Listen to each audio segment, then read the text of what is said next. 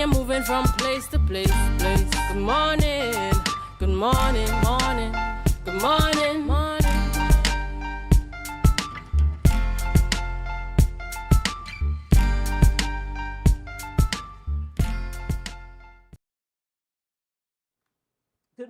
Good morning, and welcome to the morning show here on Tobago Updates Television.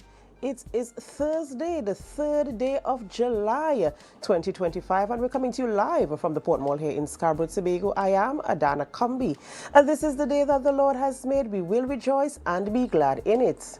Good morning, and my name is Akinlabi Holder, and it's another day, yes, another opportunity for you to do what you put off from yesterday, from last week, from last month. Today is the day. Seize the day and achieve all that you can. That's right, Akinlabi. You know, we must always remember to give God thanks and praise for life, because He's the one who really gave us life. And there are so many things that we are here to enjoy and benefit from: the fresh morning air. I know something for me that I really love to hear is the chirping of the birds in the morning. I really love to hear it. And to me, it sounds as if the birds are singing to God, you know, so that's why I love to hear it. And so, of course, you want to ensure that, you know, you're living your best possible life, you know, intentionally, you know, look for the things to be thankful for, and just, you know, enjoy your life. Viewers, we're so happy that you're here with us this morning, that you can be a part of the conversation this morning. We have a lovely show lined up for you, but before we get into that, we head on over to the news in 90 seconds.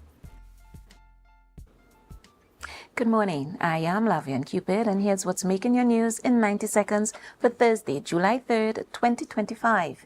Yesterday, the Tobago Division of the Trinidad and Tobago Police Service launched a mobile unit at the corner of Carrington Street and Wilson Road in Scarborough.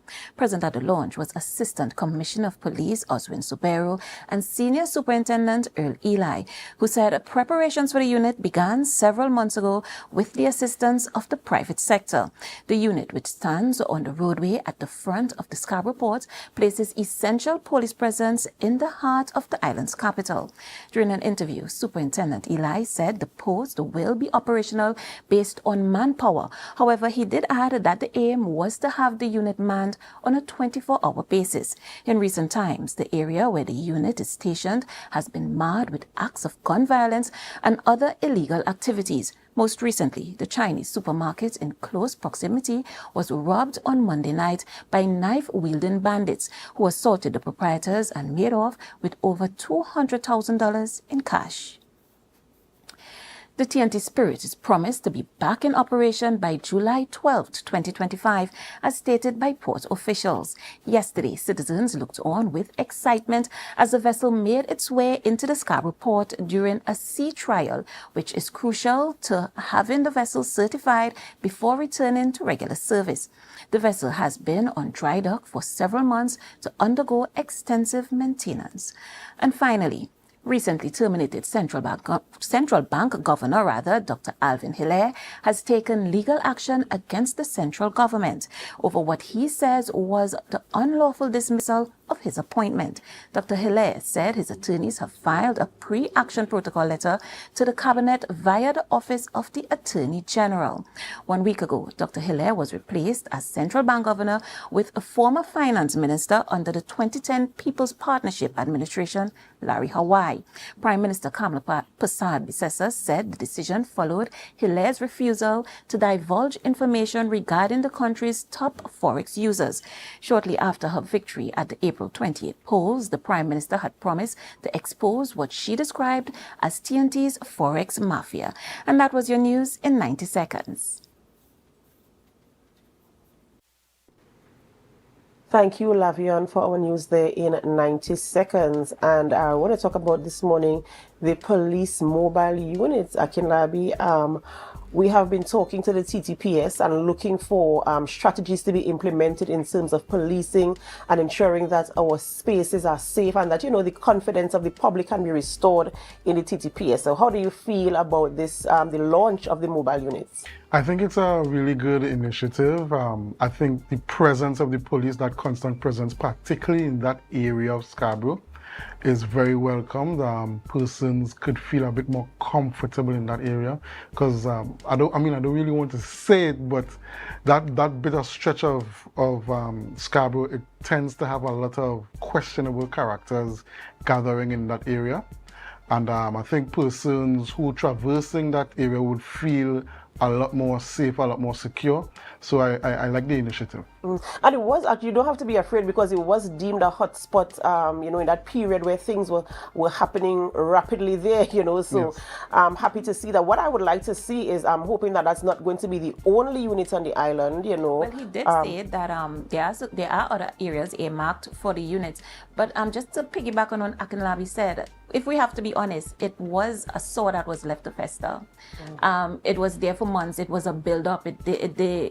The young men that hung out there and made the area into a hot spot, as we would say, or as we would deem it. It didn't happen overnight. We saw it gradually happen. It started off with 3 and 4 and 7, and now I don't know, there's dozens of them there every day. So I think, I'm going to be honest, my opinion, we are a little too late. We left it to fester, and now it's bubbled over into something horrendous, to say the least, in the middle of our capital. But I am still very happy to see that the TTPS has done something. Now, taking into consideration that the superintendent said it's going to be manned based on manpower. Coming from a security background, I could understand manpower shortage. It's nothing you could do about it. I understand the TTPS is short on manpower, but if there's going to be inconsistency with having officers there, we're going to be in the same position. So something really needs to be done. But yeah, we need to clean up Scarborough. It's the ports. As cruise ships coming in, we just have these gentlemen just sitting there all day. And I mean, even the stares and the comments that you get when you're passing, you feel violated. So for me, a little too late, but necessary. And I do hope that it does become a 24-hour manned unit, and that we could clean up that area in front there. On top of that, in front there, it even looks as though it needs a power washing. I'm going to be honest. It's ridiculous. It's disgusting, the behavior. We need to do better. All right, well, here's to hoping that that initiative springs some sort of positive outcomes, and that also we consider behavioral changes, especially in the city, the capital of the island of Tobago as well.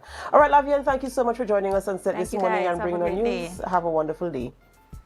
Ladies and gentlemen, it's that time of the morning where we celebrate with those who are celebrating. It's time for our birthday shout-outs. And as you know, we here at Tobago Updates Television, we love a good celebration. We love to say happy birthday. And guess who is starting the birthday shout-out rundown this morning? Some know him as Assemblyman Ian Pollard, and others know him as Whitey. He is celebrating a birthday today, and we say happy birthday to you. We pray God's blessings upon your life, and we do hope that you have a wonderful birthday, that you remain focused on that which you were called to do at this point in time, and that you execute your duties excellently. So happy birthday to you. From one public figure to the next, we say happy birthday to Dr. Sean Ned. Happy birthday to you, Dr. Ned. We wish you God's richest blessings on your special day, and we pray that you are guided and protected on your day, and you enjoy it safely. All right, another public figure, can we call him that? Yes, Mr. O.J. Richards. O.J. Why am I getting my tongue twisted? O.J. Richards. He has one of those names where you have to be careful, O.J. Richards. A young O.J. Richards is celebrating a birthday today, and we say happy birthday to you. We pray God's blessings upon your life as you continue to make beautiful music and, entertain people and bring joy and smiles and laughter to the hearts of people. We do hope that you enjoy the same measure of joy, the same measure of happiness, and we do hope that you continue to shine as bright as you are. So happy birthday to you as well. Happy birthday to Mr. Aaron Phillips. Happy birthday to you, Mr. Phillips. God's richest blessings. This is your special day. Make sure to enjoy it. Make sure to surround yourself with friends and family and those that will show you with love and positivity on this day. And you take some time out to reflect on all the things that God has blessed you with over the years and what you're looking forward to in the coming year. Happy birthday to you. And finally, on our birthday shout-out rundown list, we have Mr. Rui Bruce. Rui Bruce is celebrating a birthday today as well, and we do say happy birthday to you, Mr. Rui Bruce, and we pray God's blessings upon your life. We do hope that you have a wonderful birthday, and the season that you're entering into brings you all the rewards that you are hoping to receive. So happy birthday to you as well.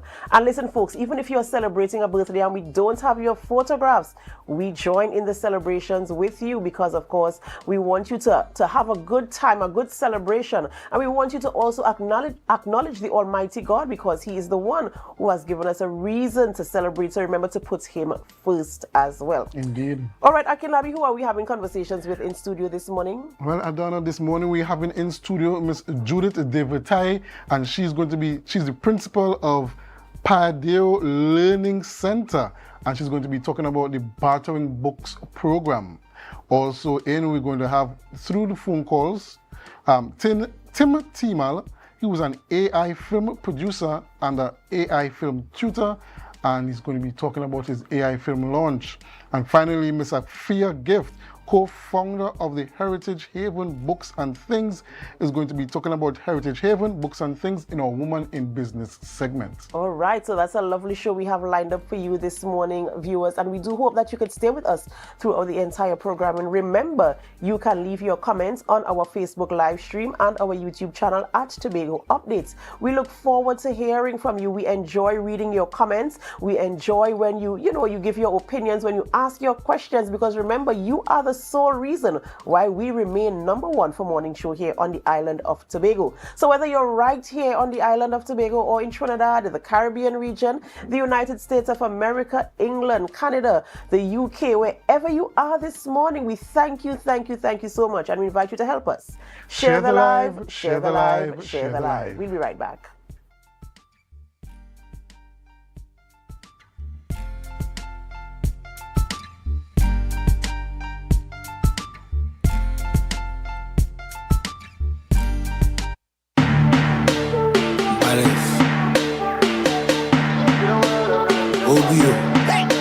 I see girls, I see fun, I see winding up in the sun, I see 10 bottle of rum, DJ start the thing, let me jump. Cause I see girls, I see fun, I see winding up in the sun, I see 10 girls to a man, DJ start the thing, let me rum my shit. When my team touch down, everything get wild.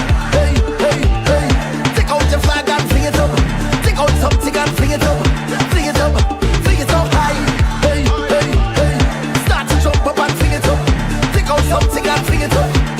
Do you think you know Premier League or Champions League football? What about international cricket or the IPL and CPL? How about NBA basketball? Well, now you can put your skills to work to earn some extra cash by betting on the games with TT Bet Arena. Simply go to our website, choose a sport you want to bet on, find the games and place your bets. And with your computer or mobile device, you can bet from anywhere. Just go to ttbetarena.com, sign up for a free account, make a deposit, and start betting. It's that simple.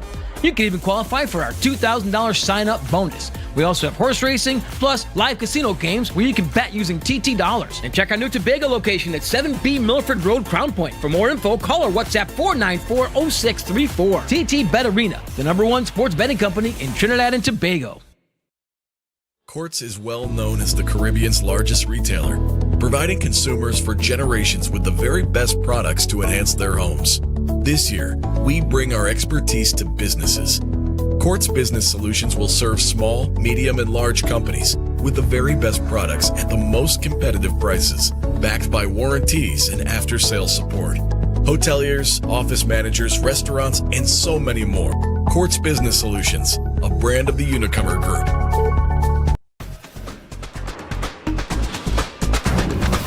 With Flow Business's new smart solutions, powered by super fast, reliable broadband, you'll feel like there are more versions of you working for you.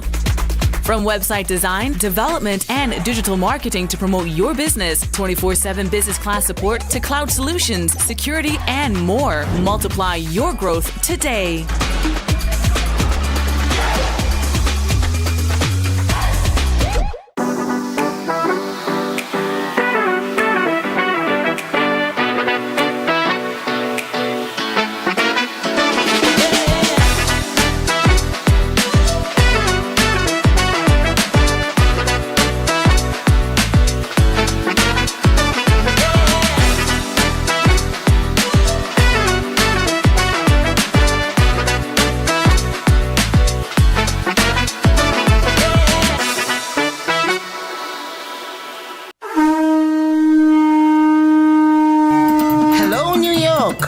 Ready to celebrate the essence of Crusoe land and the culture of Tobago? Well, get ready for Tobago Day in New York City, hosted by the Tobago Empowerment and Alliance Mission. Sunday, August 17, 2025. Nazareth High School Courtyard, 475 East 57th Street, Brooklyn, New York. 12 noon to 8 p.m. We bring the Tobago vibes to the Big Apple. Live music, Tobago food, cultural performances and family fun. So bring Tanty, Granny, the uncle, invite the whole neighborhood. Just bring everybody and bring your significant other too. Come celebrate Tobago Day in New York City, Sunday, August 17th, Nazareth High School Courtyard. But I forget to tell all you, it's our 10th anniversary celebration. For more information, call 929-327-7857 or check Team's Facebook and Instagram pages, Team Tobago Day.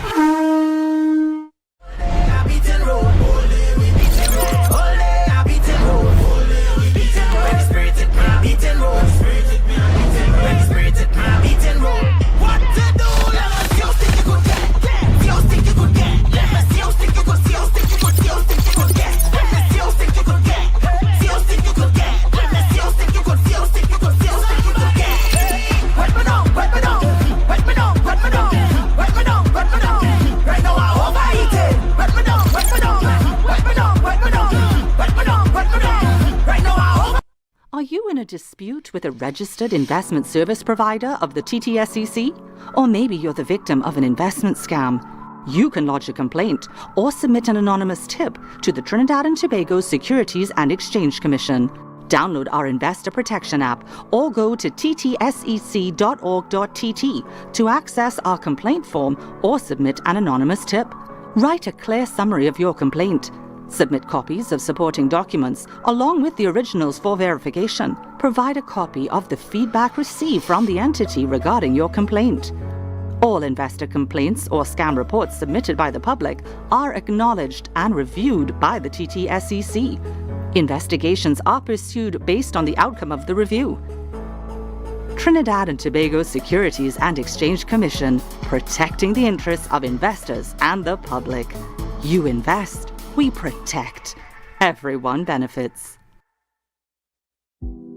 Hair goals, we've got them. At S&R Hair Fantasy, we provide a wide variety of quality hair, the latest hair accessories, adult toys, skin lightening products, female underwear, and much more under one roof. Check us out on Shelbourne Street in Plymouth or call us at 317-0808. We're open Monday through Saturday, 10 a.m. to 6 p.m. S&R Hair Fantasy for queens who know exactly what they want. Tobago, this is your chance to lock in the brunch experience of the summer. Sun up. Real bad girl get nasty. The brunch inclusive edition, the ultimate party in the East, where vibrant flavors, refreshing cocktails, and electrifying vibes collide. It's happening on Saturday, July 5th from 3 p.m. at Deltec Compound, Argyle. Bring your coolers, bring your crew, and brunch, sip, and vibe in style. This is the flavorful escape you've been waiting for. Grab your tickets now at Barcode, Pablo Supermarket, Lost Restaurant and Lounge, Deltec Compound, and committee members. Sun up. It's more than a brunch. It's an experience.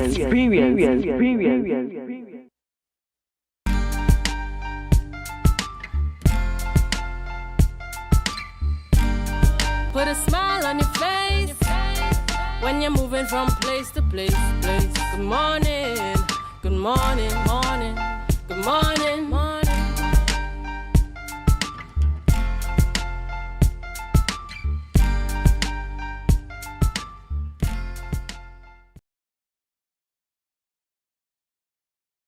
Welcome back, viewers, to the Tobago Updates Morning Show. Before we get into the interview, are you planning a summer improvement this summer? Great news! Tobago Glass Supplies is having a massive summer sale. This is your chance to get heavy-duty door frames with sizes from 28 to 80 up to 72 to 80. Perfect for any renovation or build. Don't miss their summer of savings. Visit Tobago Glass Supplies at Russo Trace, Spring Garden, or call them at 639-6266. That's 639-6266. Remember, Tobago Glass Supplies Limited, reflecting quality. And go get those deals. All right, ladies and gentlemen, so we have in studio with us this morning Ms. Judith Devitai, and she's the principal of Paidio Learning Center, and she's coming to talk about her program, Bartering Books program. Good morning and welcome. Good morning, and thank you for having me once more. Okay, so just tell us, Ms. Devitai, what is the Bartering Books program really about? The Bartering Books program started in 2015 as an initiative to help parents get book support that they truly need. You will find that over the years, the price of textbooks keeps going up. So you find that some parents, especially if they have 2 or 3 children of school age, find it difficult to get the books for all their children. And that's where we come in. And you know, welcome, of course, initiative, as you mentioned before. Sometimes it gets a little bit difficult. So you started in 2015. What has the response been like in terms of persons who have been donating books? Because I'm trying to figure out how you get the books. Yes. So how do people, have you been getting the response in terms of people coming out and donating the books for bartering? Yes, indeed. As a matter of fact, the bartering period is seasonal. Usually when school closes to when it opens. Yet all year round, people are calling me to donate books. And the books are in storage. So it tends to be a little difficult where that is concerned. But yes, you find that people would call and say their children have graduated from school. And so they have books to donate because we go up to university level. Okay. Right. And people who got books before are supposed to return the books so that somebody else could get. Okay, so I'm seeing you're talking about donations. Yes. But I'm just trying to find out. They donate books. Yeah, they donate the books. Yes. Yes, so, indeed. Where does the bartering come in? The bartering comes in when the parent comes with a book list. I will match the books in stock with what is on the list, and then the parents will join the program. Some people are exempt. For example, if you had a fire, you're exempt from paying anything. And if you are a member of the Scrap Iron Dealers Association, we now exempt them as well. And anybody who have been laid off recently, if you can prove to us you've been laid off, you are exempt from the membership fee, and you just pay the rental. It's $20 rental for a primary school book and $25 for a secondary school book, and $100 for university book, because you're keeping those books for at least 2 years. And those fees is for the entire duration of the time that you keep in the book? Entire duration, so you keep the books for a year, and you return. We keep a record. You might remember, Ms. Crombie. We have a record, so we have the name of the parents and the books that you got. So we know what you have to return from the Form 1 books to get Form 2. So to be a part of the program, there's a membership, A lifetime membership fee of $150. All right. And you can bring up to 3 book lists. I was just about to ask, so it is a parent can borrow more than 1 year, more than one. So like if I have a child who is in, let's say standard 3, for instance, I can borrow or rent books for standard 3, and then when the child goes to standard 4, I can come again. Yes, but you have to bring the standard 3 books back and get the standard 4 books. And you're saying that you could bring up to 3 book lists. That means each parent could bring up to 3 children. That is correct, because you find that sometimes that is the case. People do ask if they only have 2 children of primary school age, but their brother have a child. I said, no problem, it's the same family, 3 book lists. That's okay. Okay, and you're doing this partnership with Pentecostal Light and Life. Tell us how you get into that. They are assisting in terms of accommodating us to barter from the school's auditorium. This year will be the 3rd year. We had been at other locations around Tobago, and it's difficult to keep moving all these books. We literally had to get enlistment from the Tobago services and police youth clubs in order to get manpower to move all these books. And the management, Mr. Frank from the board of the Pentecostal Light and Life, said, you can stay at our auditorium as long as you need to continue the program. And how long for this period is the bartering program going to take place? Is it 1 day, 2 days, a week? How long would you be there doing the bartering, and what are the hours? We will be there, we're starting in Tobago from Wednesday the 6th of August. We are there every Wednesday and Thursday, 9 a.m. to 3 p.m. on Friday 9 a.m. to 1 p.m. for the entire month of August. And 2 weeks, the first 2 weeks in September, will be in the evening after school dismiss, which will be 3 to 6 on evenings. Same Wednesday and Thursday, not Friday. And in terms of coming to with your book list to get the books that you're looking for, is it that you have to register ahead of time, or you just show up with your book list once you're a member and you can just get the books that you look for? How do you manage? Because I'm sure you have to manage the crowds of people that might be coming there for books. How do you manage that? Well, what I would normally say, you can WhatsApp me the book list when it's received. I can give my number now. Sure. It's 333-3173. WhatsApp with a voice note or text message giving me the name of the parent and state whether you are in Trinidad or Tobago. When you're coming, walk with ID, some form of identification, and a copy of the book list attached to our form, because we don't want people just ordering books and it's not for a book list. Right. Yeah? So you bring a copy of the book list when you're coming, some form of identification, and fill out our form, and you get the books. Okay, so could you just say, like, what's the reason you don't want persons ordering books if it's not part of a book list? Because if a parent might just need an additional book or something like that. I don't know if you're aware, but there are people who sell textbooks on the side of the street or from their car in different locations. Right, so we don't want to be supplying these people with books that was donated. Right. You cannot sell what was donated. Right. You see, so we try to curb that. So as you raise that issue of persons renting the books to sell them back, is that very prevalent with the program, or do you find that most persons are very honest and they return the books after they've finished using them? By and large, about 25% of the people who get books don't bring it back. Spurious excuses and so on. We can understand if there was a flood, if there was a fire and things like that. But some people, it seems as though they're just not bothered. But we are reminded in the Word of God in Leviticus 19 that you have to love your neighbor. And when you love your neighbor, you're loving yourself. You appreciate the fact that you got books for your children. Bring it back for somebody else to get. Yes. You see? Yeah, I agree. And when someone does not bring back the book, because they're talking about 25%, and that's a big chunk of the persons who are getting the book. It's a lot of books. Yes. Are those persons allowed to borrow books again? No, ma'am. They are put on a blacklist. Yeah, we blacklist them, and this is why we ask for ID to make sure that we have all our records in order. So we have records going way back. So you cannot jump the system. Right. So currently you have books ready for primary school, secondary school, and university level. That is correct.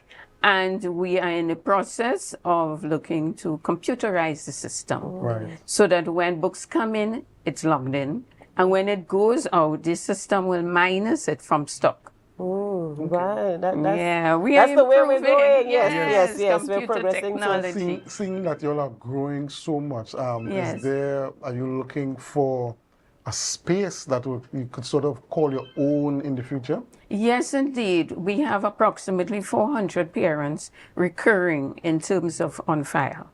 And for example, in Trinidad, where we also barter books, we need a home. We have outgrown our space in Trinidad, and in Tobago, we are very thankful to Pentecost and Light and Life, but I'm sure they would like to get back full use of the entire auditorium. Of course. You know, we continue to wish you all the success with the bartering program, and I hope you do find a home, a permanent home for your books here on the island of Tobago as you continue to help families, you know, across the island, and not just the island, Trinidad and Tobago by and large. I hope you continue to get the donations you need, and I hope parents continue to cooperate with the policies that have been implemented. Remember, no, you are not the only person who wants to borrow books. There are other persons as well.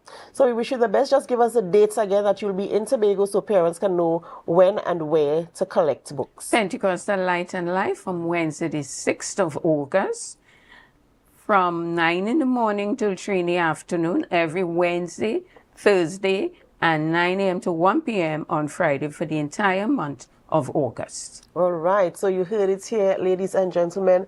If you want to get books for your children, They are available. Remember, there's a membership fee, a lifetime membership fee of $150 that you can pay and be a part of this wonderful, amazing bartering program where you can benefit from. Tell a neighbor, tell a friend, and let's all help each other. Remember, it takes a village, and so the village is coming together to ensure that you are taken care of.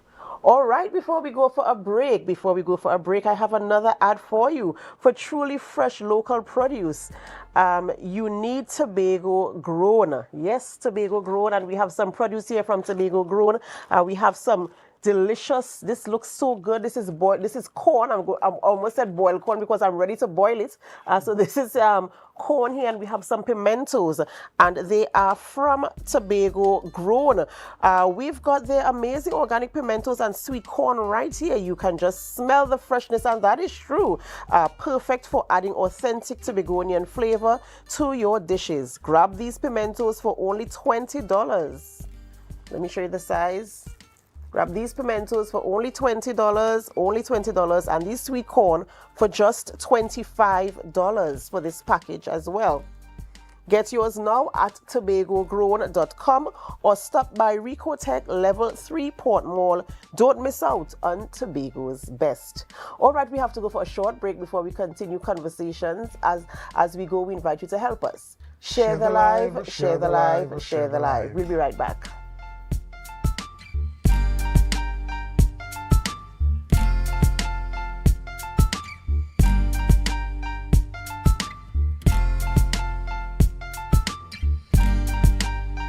Quartz is well known as the Caribbean's largest retailer, providing consumers for generations with the very best products to enhance their homes. This year, we bring our expertise to businesses. Quartz Business Solutions will serve small, medium, and large companies with the very best products at the most competitive prices, backed by warranties and after-sales support. Hoteliers, office managers, restaurants, and so many more. Quartz Business Solutions, a brand of the Unicomer Group.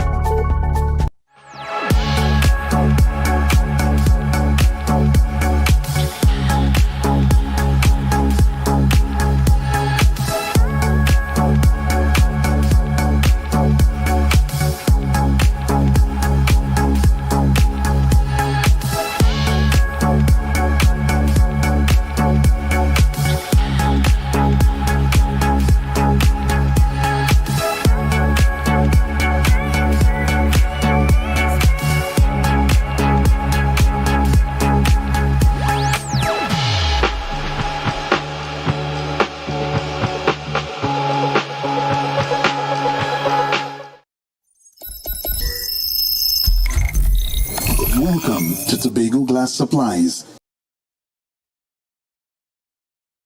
where innovation meets excellence and service reigns supreme. Well, I want a proper window for me house, eh? I want no shake thing in my place. Our commitment is simple: to provide high-quality, innovative aluminum, vinyl, and glass solutions for both commercial and residential spaces. We get one wall on the side and we get one hole. You can put a window there, invent something, a window for put there. At TGSL, we don't just meet needs, we exceed expectations. Our range includes the finest aluminum cladding options, setting new standards in durability and style. Well, me meet ya. Me don't know who I'm talking to, but I have the cousin Tofina tell me for call all you go get proper thing for put there. Me don't know. Driven by our passion to elevate, we aim to be the leading supplier in the Caribbean market while retaining our identity as a family-owned business. Driven? No, I ain't driving. I get a bus ticket. One of me pick me them will drop me down there. Must bring me down there. Russo Trace Springer down by the place down there. Because at Tobago Glass Supplies Limited, it's not just about products, it's about relationships. It's about you. It's all about me? Who's your family? You know Edna and Dorka and them, you know them, but you resemble them Edward boy and Edward people them you. Tobago Glass Supplies, Russo Trace Spring Garden, telephone number 639-6266. Innovation, quality, service. That's Tobago Glass Supplies Limited. Rotisserie, mouth-watering fry, salad. Dance Ensemble Tobago presents our signature event, Tobago Dance Sport Championship and Dancing with the Caribbean Stars. Lights, cameras. Dance on 12th edition on Saturday the 12th of July, 5 p.m. The Shore Park Cultural Complex Auditorium. See our dancers, all ages, compete in waltz, jive, rumba, salsa, mambo, and much more. Our Dancing with the Caribbean Stars. Who will take home the Mirror Ball Trophy? Mrs. Takiana Ned Augustine, the wife of the Chief Secretary of the Tobago House of Assembly. Miss Lynette Louis, vocalist entertainer. Mrs. Cassandra Thompson Forbes, journalist and Tobago correspondent. Mr. Javon Carrington, founder and head trainer of Dosfit Studios. And Mr. Julian Skeet, administrator and former TV host. After show, dance party with DJ Santa out of Trinidad. Early bird tickets, adults $200, children $75, and general tickets, adults $250 and children $100. Get your early bird tickets now from Dance Ensemble members, D&D Jewelers at Tobago United Cooperative, Milford the 24 gas station in Canaan, and the Shore Park Cultural Complex box office. For more information, you call 772-9049 and 340-5758. You can't miss this one.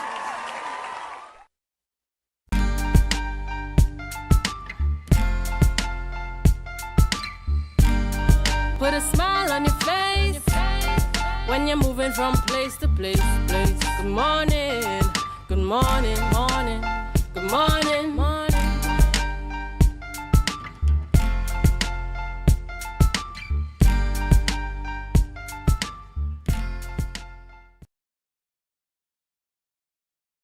Welcome back to the morning show here on Tobago Updates Television, and thank you so much for staying with us. Before we get into our next interview, guess what? We have the photo of the day for you. And this photo was sent in by Kerry Walcott. We do hope that you are able to identify where this photo was taken, right here in beautiful Tobago. Yes, remember you can leave your comment on our Facebook live stream and our YouTube channel at Tobago Updates. We want to know if you know your island the way we do, and we say thank you so much, Kerry Walcott, for sending in this photo for us this morning.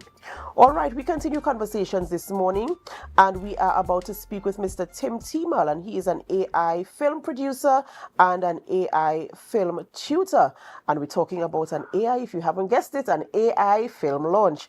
Good morning and welcome. Good morning. Thank you for having me. Of course, a pleasure having you here with us this morning to go through this conversation. Now, unless you've been living under a rock, we all know that AI is here, and I believe AI is here to stay. And we have been, engaging with what AI is and the capabilities of AI. And here we're talking about now a film launch, and you being a film tutor, an AI film tutor. So tell us a little bit about the fact that you're an AI film producer and how you got into that industry. Right. So I have always been in the industry. I'm a screenwriter by profession. I was on the board of directors at the Film TT back in 2014. For a very short time, I was the acting CEO and so forth. So this is my industry, film and television. But what AI has brought to the table is a democratization of filmmaking and an opportunity for anyone to tell stories that they might have had in their head, they might have been telling to their children, something that might have been, historical, something in the family. So it's a real fascinating opportunity that is now available to anyone and everyone. And my goal is to share that with as many people as possible. All right, and of course, as many people as possible will like to know, because you're telling me that I can tell my stories through film using AI, and of course, I have a lot of stories I'd like to share. So I feel as if learning how to use AI to do that will be very interesting.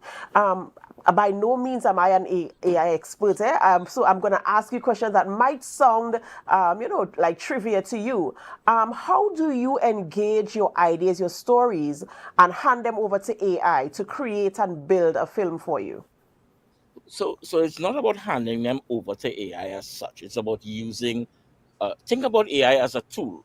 So think about what AI, if AI is the brush and the paint, but it still comes down to the individual to quote unquote design or paint a masterpiece. So some of us can tell, pretty good stories, not so good stories, but the AI democratizes. And why this is important, and I say this all the time wherever I go do workshops or lectures and so forth, is that we in this country we do not know what talent is out there until it's exposed. So, for instance, in Tobago, there may be some little boy in Bethel, some little girl in Charlottesville, in Kimballton, and um, anywhere up in the country, and who might be the greatest storytellers out there. But how do we harness that talent? How do we expose that? We have to get people interested, firstly, and then of course exposed to. And the good thing about it is, this is not something that is, there are no more doors. Everyone, anyone can use AI to tell their stories. So, Mr. Timan, good morning again. Morning. Film is something that is very creative. It's arts. It is in the arts, and it takes a human touch or human perspective on things. What is the feedback like utilizing AI in the film industry? Anytime you have any major development, you'll always have purists who would be against any new developments. What has been the feedback like within the industry concerning AI in film in this capacity? Right. So obviously, as you mentioned, there will be people who are uncomfortable with the change. They feel as though their jobs are threatened and so forth. And I have to say, some of those people have valid concerns. A lot of them have valid concerns, because what this does is for instance, I sent you guys 4 AI films that hopefully will be shown on the station over the next couple of weeks. And I did everything. I did the voices, I did the editing, I did the creation of the story, even the background music. So many people, a situation where um, people feel uncomfortable because they feel as though their jobs are threatened, their livelihoods are threatened. And what I say to those people is, yes, they are valid concerns. But what you have to also look at is the other side of the equation, which is, this now presents you with an opportunity that you might not have ever had.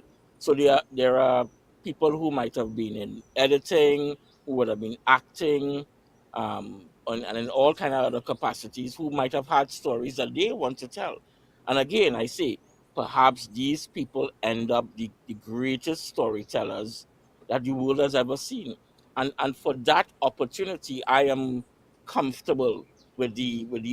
Can you tell us, you spoke about the democratization of film, and I'm also into film, I'm also into acting and that kind of thing. And I know producing a film in the traditional way is very expensive. Could you tell us how much does it cost to produce, let's say, a 15-minute film utilizing AI? All right. So that's an excellent question, and something that I've been, dealing with from the very beginning. It does not cost a lot of money. And the other part of it is, it is very, very quick. So, for instance, as you would know, if you had to do a 15-minute film, you're talking minimum 50,000, 100,000. I can guarantee something like that might cost anywhere from 5 to 10,000, according to the complexity and what it is you're trying to do. So that you know cuts out a lot of the problems. And of course, the other part is, you as the individual have absolute control of what happens in the film, right? So, and that is important, because oftentimes the producers, the writers, the people who have the vision have this thing in their head. They want to see it this way. They want to make sure it comes across this way, the acting and so forth. So it gives you an opportunity to be as precise as possible, and not just for filmmakers, because I have a couple of people that I work with, and I remember one saying, they're using it to tell stories to their children at night.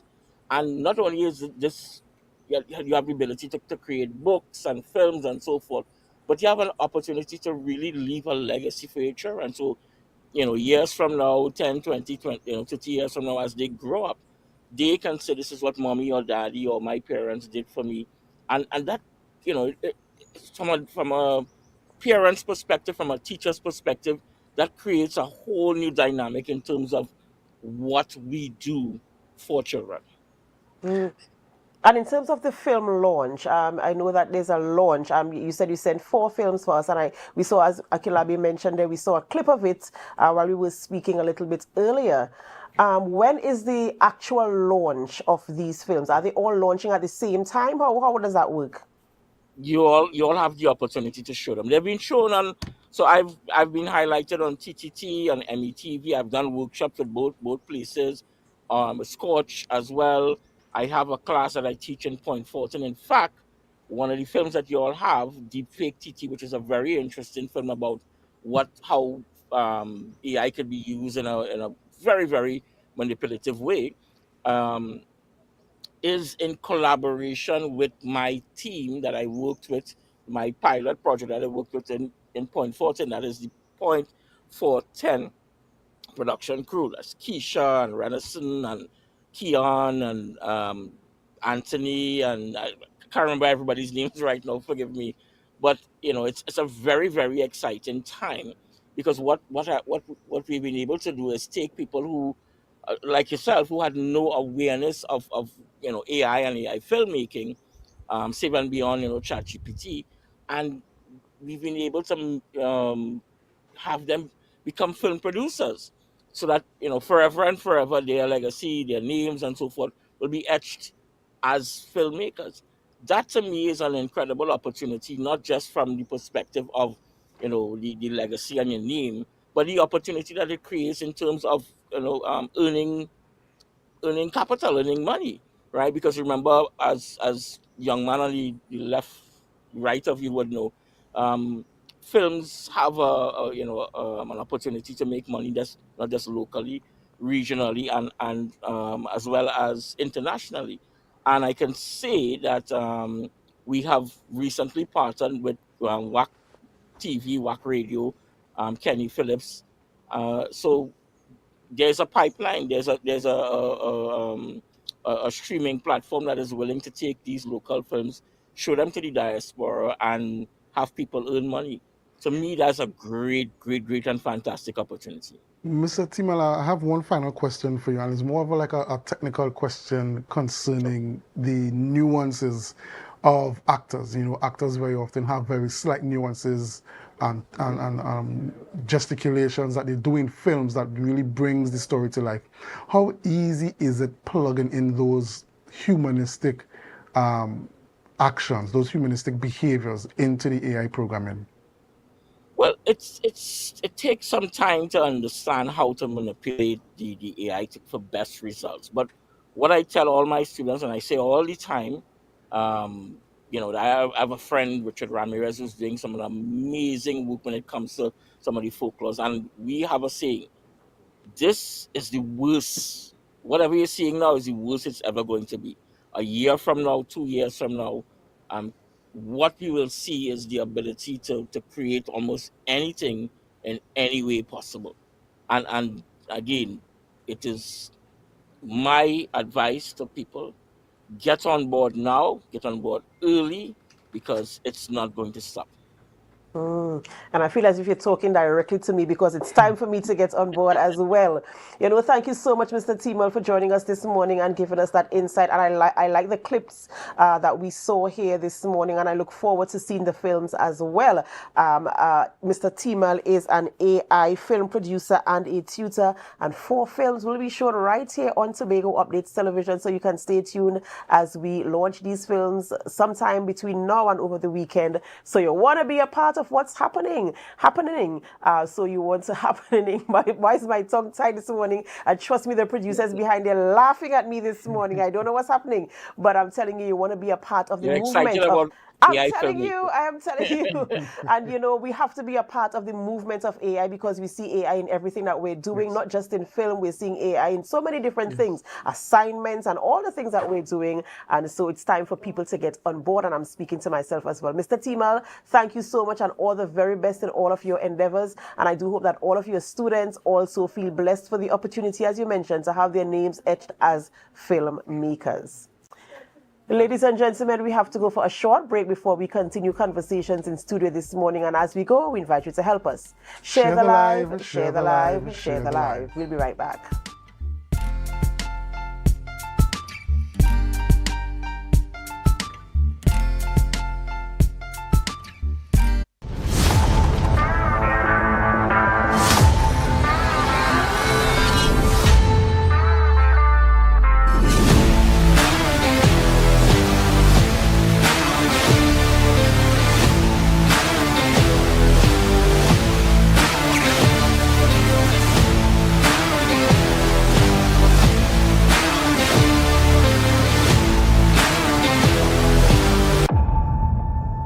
When the game is on, you don't want to miss the best moments.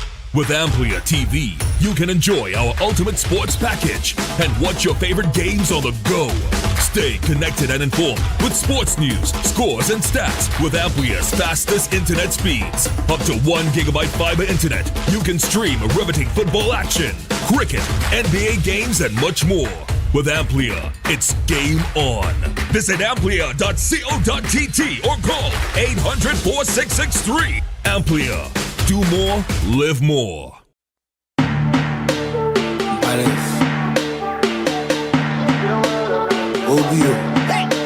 I see girls, I see fun, I see winding up in the sun, I see 10 bottle of rum, DJ start the thing, let me jump. Cause I see girls, I see fun, I see winding up in the sun, I see 10 girls to a man, DJ start the thing, let me rum my shit. When my team touch down, everything get wild. Hey, hey, hey, take out your flag and fling it up, take out something and fling it up, fling it up, fling it up high. Hey, hey, hey, start to jump up and fling it up, take out something and fling it up. Do you think you know Premier League or Champions League football? What about international cricket or the IPL and CPL? How about NBA basketball? Well, now you can put your skills to work to earn some extra cash by betting on the games with TT Bet Arena. Simply go to our website, choose a sport you want to bet on, find the games and place your bets. And with your computer or mobile device, you can bet from anywhere. Just go to ttbetarena.com, sign up for a free account, make a deposit, and start betting. It's that simple. You can even qualify for our $2,000 sign-up bonus. We also have horse racing, plus live casino games where you can bet using TT dollars. And check our new Tobago location at 7B Milford Road, Crown Point. For more info, call or WhatsApp 494-0634. TT Bet Arena, the #1 sports betting company in Trinidad and Tobago.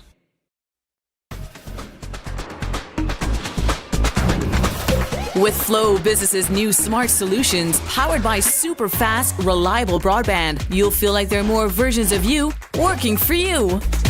From website design, development, and digital marketing to promote your business, 24/7 business class support to cloud solutions, security, and more. Multiply your growth today.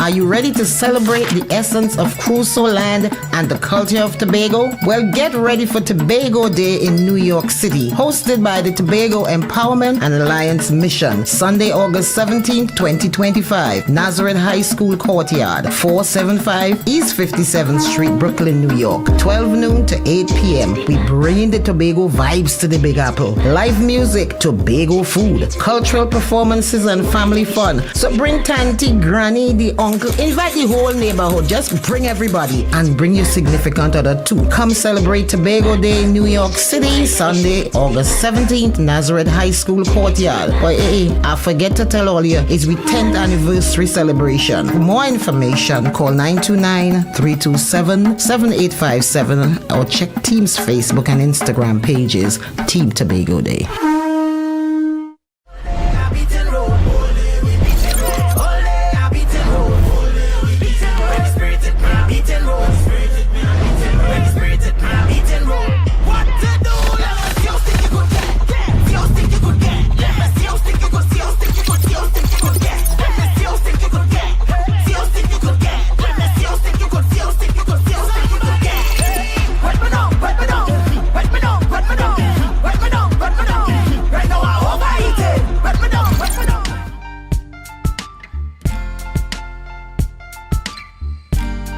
Put a smile on your face when you're moving from place to place. Good morning, good morning, morning, good morning, morning.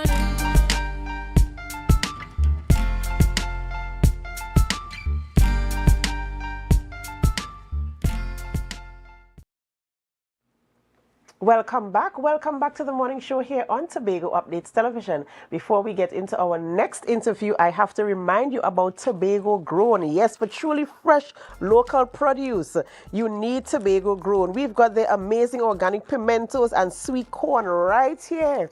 Yes, we do. You can just smell the freshness, perfect for adding authentic Tobagonian flavor to your dishes. Grab these pimentos for only $20 for this parcel, just in case you didn't see it the first time. Only $20 and $25 for this parcel of sweet corn. Get yours now at tobagogrown.com or stop by Recotech Level 3 Port Mall, Scarborough, Tobago. Don't miss out on Tobago's best. All right, so we continue conversations this morning in studio, and we are in the Women in Business segment. Yes, and this morning we speak with Miss Royanne James, and she is a staff member, rather, of the Heritage Haven Books and Things, right? And we're talking about Heritage Haven.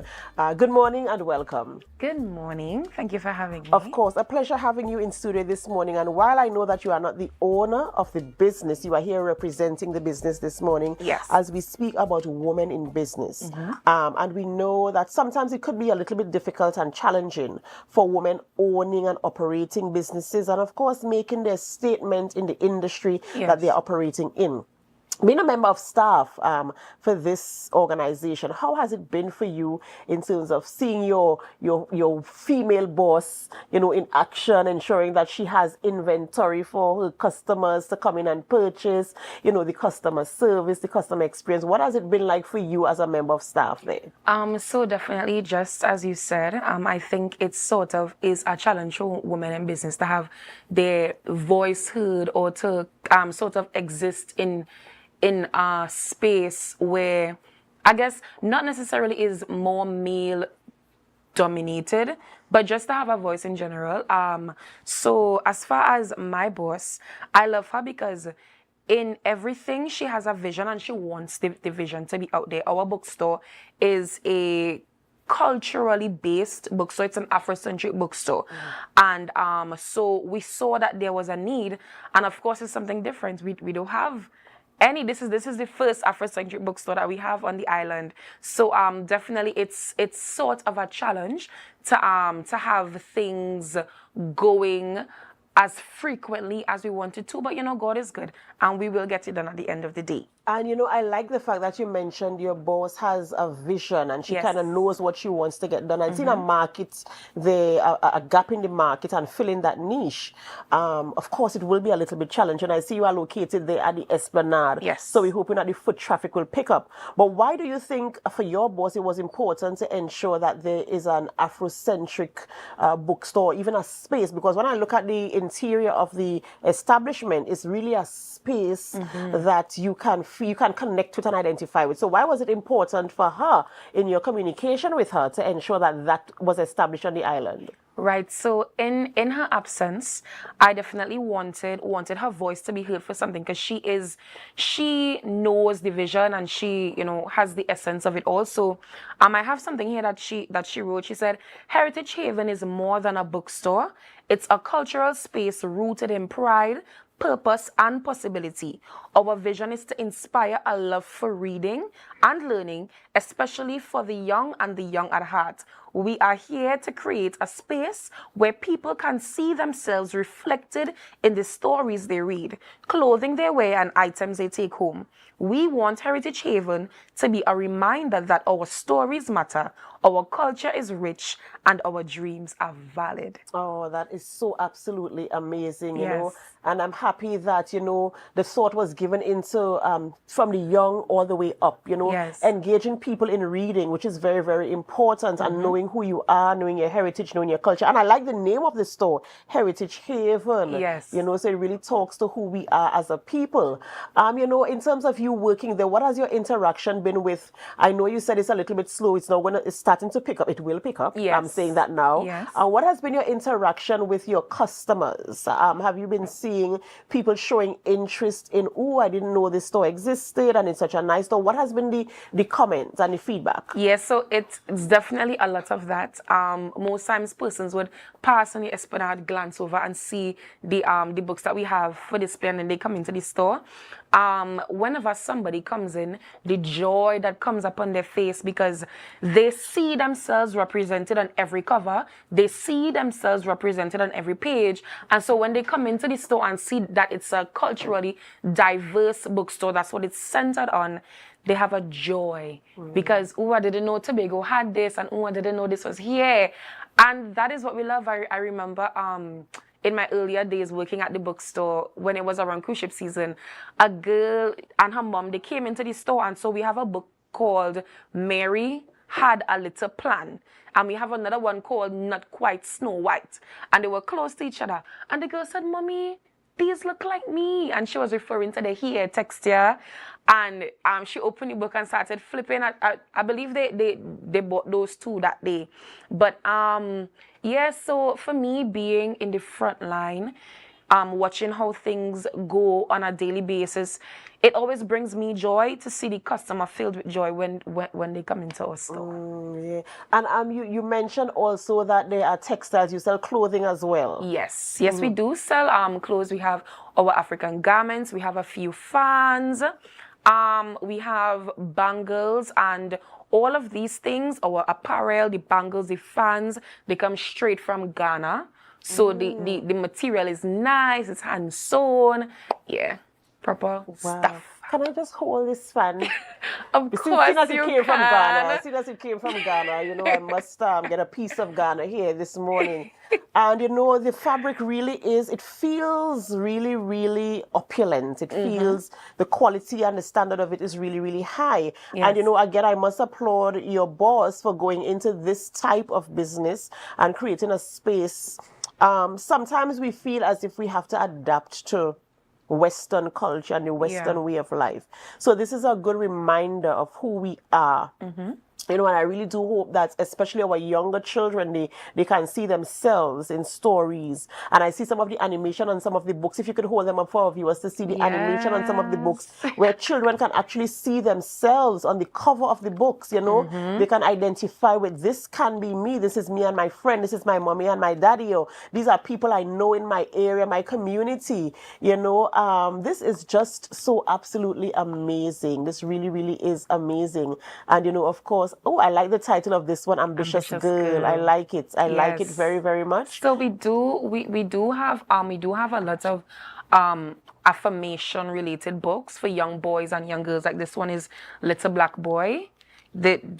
All the things you will do. Yeah, this one is also an affirmation book for women, affirmations to Black women, and this one is actually one of our best sellers, you know, because they would read the affirmations and the note below, and they're able to journal about it and write about how they feel, you know.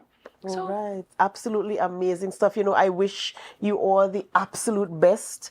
And this is a plug here. If you are in Tobago or you're coming to Tobago, you're from Tobago, you heard about Tobago and you're planning to get here, you need to go to the Scarborough Esplanade and you need to visit Heritage Haven Books and Things. Grab yourself a book, grab yourself a fan, or find out about their garments and all the things that make them who they are, and see if you can identify yourself there as well, right? Many congratulations to you and your boss, and we wish you all the absolute success. Thank you. Ladies and gentlemen, we've been speaking to Royanne James. I hope I got it correctly. Yes. Right, Royanne James, and she is a staff member there at the Heritage Haven Books and Things bookstore on the Scarborough Esplanade, talking about the Women in Business segment this morning. Before you go, of course, we do have to tell you again about Tobago Glass Supplies. Are you planning home improvements this summer? Well, there is great news. Tobago Glass Supplies is having a massive summer sale. This is your chance to get heavy-duty door frames with sizes from 28 by 80 up to 72 by 80. Perfect for any renovation or build. Don't miss their summer savings. Visit Tobago Glass Supplies at Rousseau Trace Spring Garden or call them on 639-6266. That is 639-6266. Remember, Tobago Glass Supplies Limited, reflecting quality. Go get those deals. All right, ladies and gentlemen, before we end the morning show, we have to remind you about the photo of the day. Were you able to guess where the photo of the day was taken today? It was submitted by Kerry Walcott, and we say thank you to Kerry Walcott. This, of course, is in Palatuvier. Yes, Palatuvier, right here on the island of Tobago. Beautiful Tobago. Thank you so much, of course, for being a part of our program this morning. This is where we end the morning show, but it's not where we end our programming. We head on over to GMT, which is Good Morning Tobago, and we do hope that you can stay with us. As you stay, we invite you to help us. Share the live, share the live, share the live.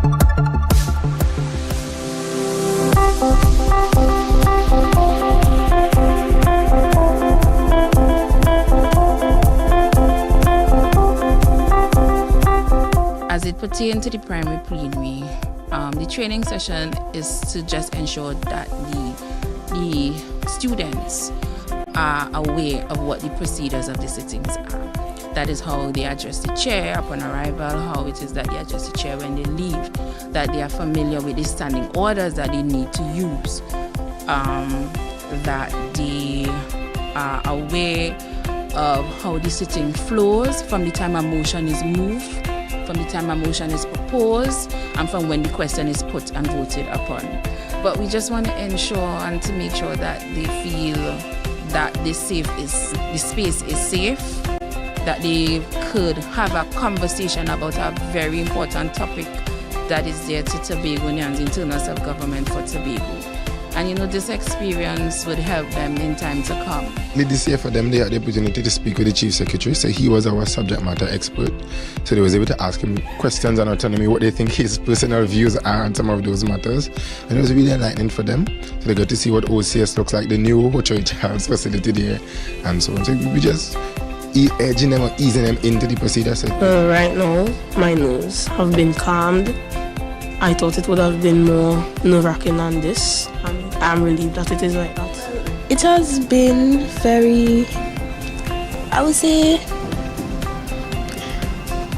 new, because I'm not accustomed to this, but I'm getting to know things about the house, and I really enjoy it at this point in time.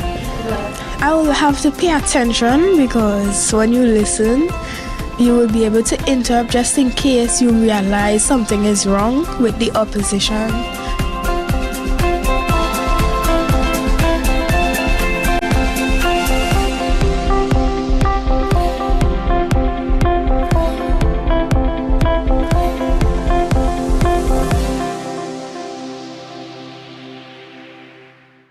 That was a production of the Department of Information, Office of the Chief Secretary, Tobago House of Assembly.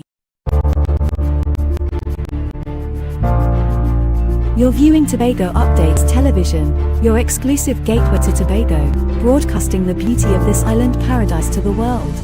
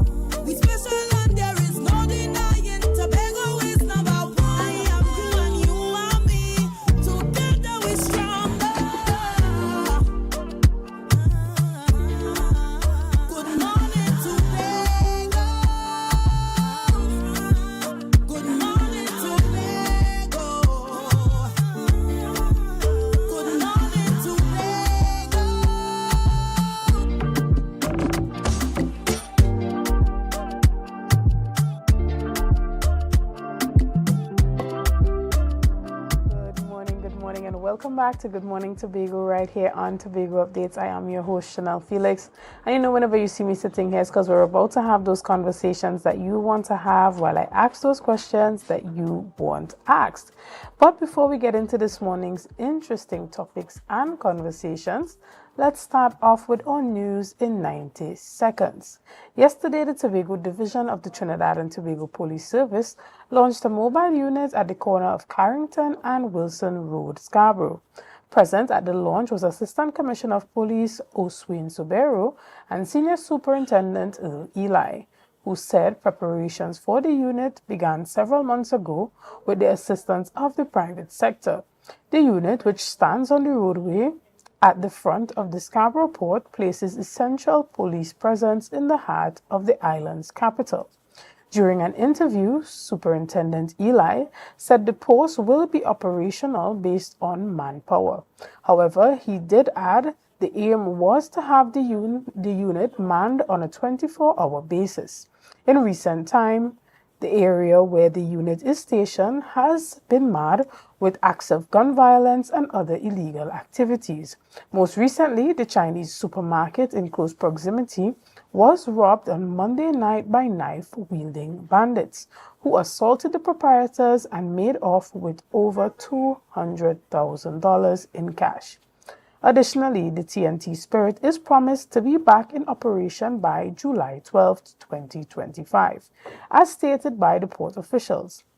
Yesterday, citizens looked on with excitement as the vessel made its way into the Scarborough port during a sea trial, which is crucial to having the vessel certified before returning to regular service.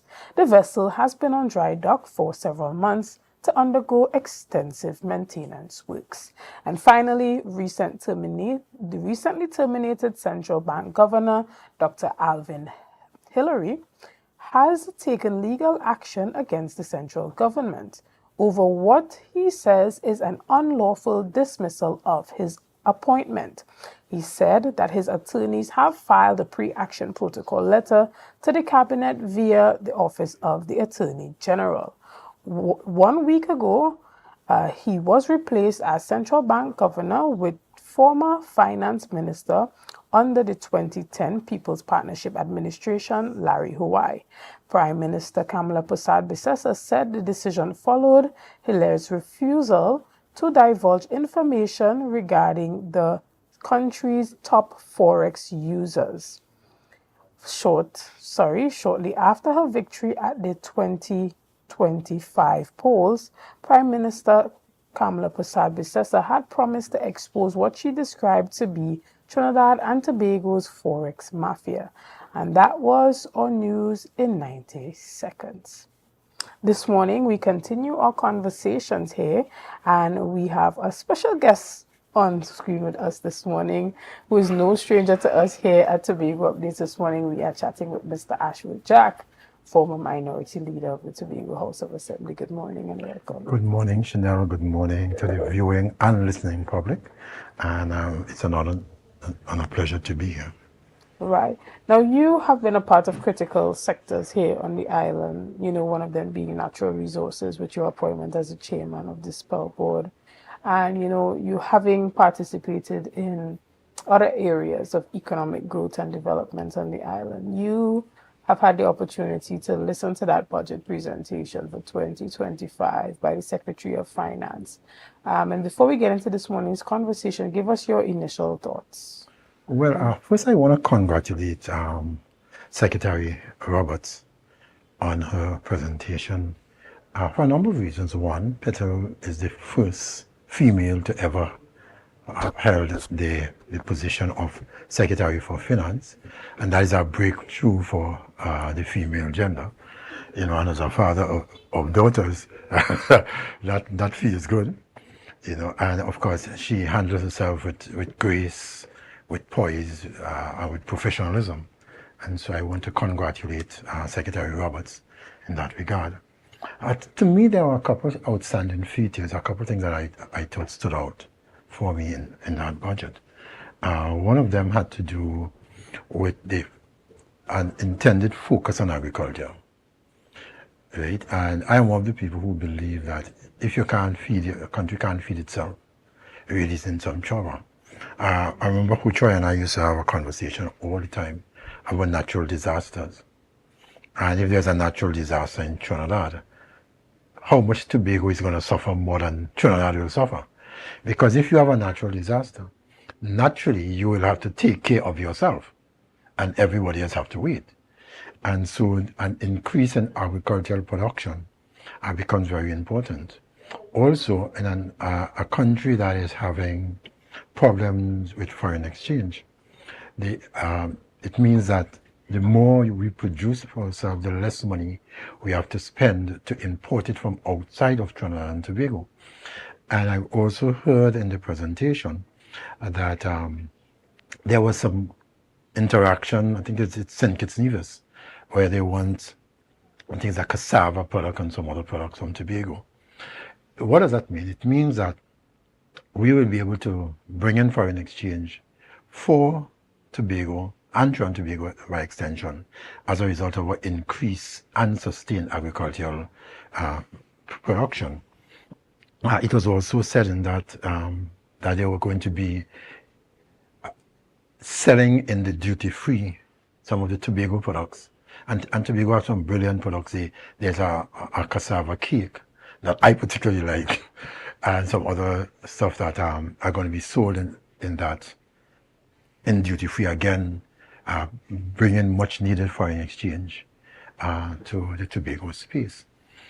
There was also some concentration on tourism. I saw where they wanted to do an increase in terms of the advertising budget.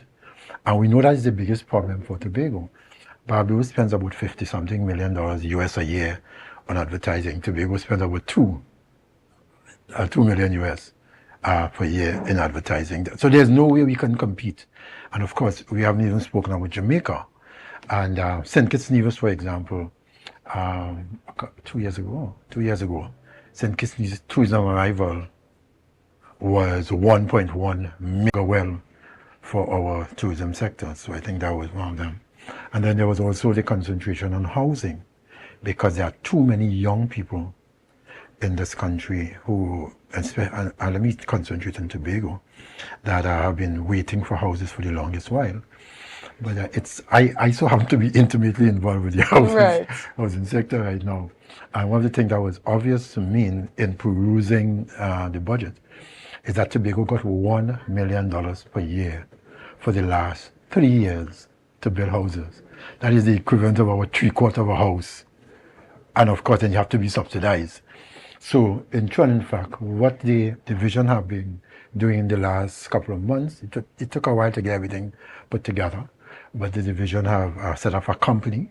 That company have now put out RFPs, that's requests for proposals, and people have been submitting bids for the construction of housing on a design, finance, construct basis. And that should, I know some of those should be out for signing very soon. Also, what for me was a little disturbing, in fact, I shouldn't say a little, it was very disturbing, is that there was a $30 million loan, IEDB loan, for housing and the Scarborough beautification that was available to Tobago since probably 2 years ago. And the central government refused to sign off on the Tobago component of it, although they had signed on the Trinidad component. And so there's about a $16 million inside there for housing units. And so the present government have agreed to free that up and to make it available to Tobago. And so very soon that will become available. It's just about 100 something million. Even as you talk about those previous finances that Tobago did not benefit from, if I remember correctly, the details are a bit scarce, but when that oil spill occurred, there was some insurance. that the central government had benefited from.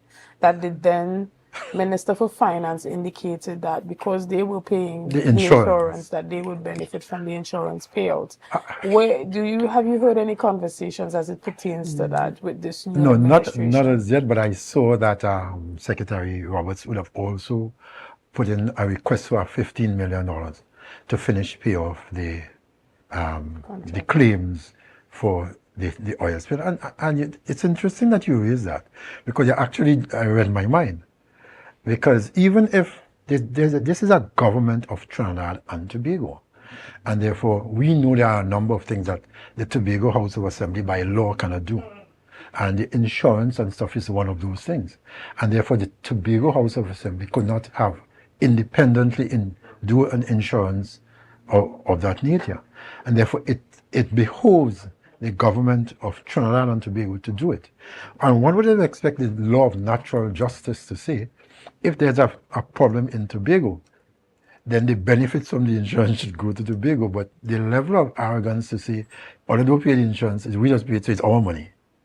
You know, it is like you buy a car for your child and the insurance is in your name and the car crash. And when the benefit comes, you tell the child, my money is, I just paid insurance, you go and fix a car how you could. You know, and so some of those things are arrogance that, you know, you really wonder if they really belong anywhere in government. Right. And, you know, even as you listen to the themes of the budget or some of the key areas that the projected economic development and growth for Tobago is anchored on, you hear about agriculture, tourism, small and medium-sized businesses. You hear about the healthcare sector. How do you project these things to actually contribute to that level of economic progress and increase in GDP that we're hearing from the Secretary? Do you think it is a practical... Well, I think... It is practical to say that we want to see a 6% increase in GDP, specifically when it comes to agricultural production. Right. Well, again, the issue of agricultural production and a couple of weeks ago, I think it was 2 weeks ago, there was the recommissioning of the training facility in Buku. To help our fishermen and farmers to become Ankara with the most modern technology in those. There was also a distribution, I think it was at some provincial notes, for 20 farmers to be working in that area at Friendship. And we all know that Friendship is probably some of the more fertile lands in this part of the island. It is also some of the easiest lands to farm because of how flat it is. And I saw the majority of the recipients of that was young people, which for me was a very light moment. I felt good to see that much young people want to get in involving agriculture. We know that Tobago lands are more undulating. And as I said earlier, the more you produce, the less you import. And so that in itself will create employment and at the same time save us from having that first spend out of Tobago. Tourism in itself, Tobago is probably, to me, one of the most underused, under-advertised beauties in the world. You know, I was at Pigeon Point. I am a lover of nature. So if I have a hard day, I go down to the Swallows Pigeon Point area and just look at a sunset.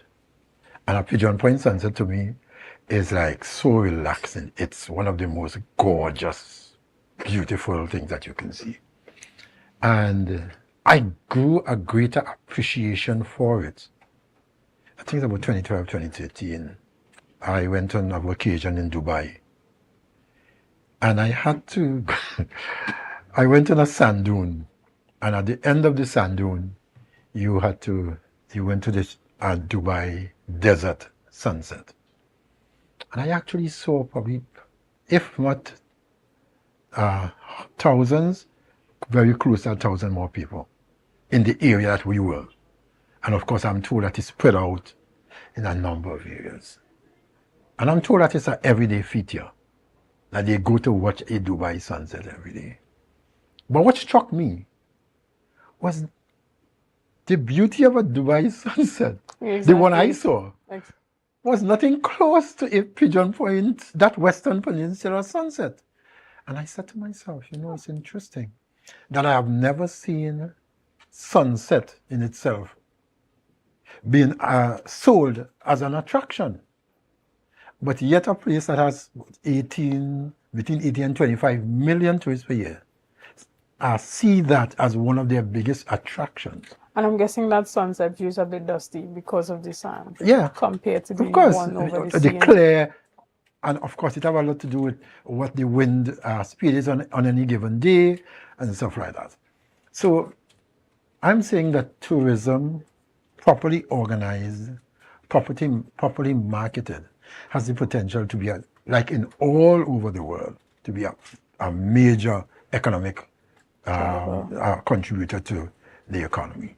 And of course, it would be remiss of me if I didn't mention that the potential of spell in this whole economic growth. You know, we're looking to borrow a large sum of money to buy new equipment, because those equipment are dinosaurs. You know, if you need to get into the modern world, if you need to produce, you can't use those equipment. Those equipment will cost you more to maintain than it will cost you to purchase new equipment. And so we are in the process of doing that. We're just waiting on some clearance for the loans and stuff like that. Okay. And then we will be out for the equipment. Another key area of the budget that was expressed by the Secretary for Finance had to do with the investment in small and medium enterprises.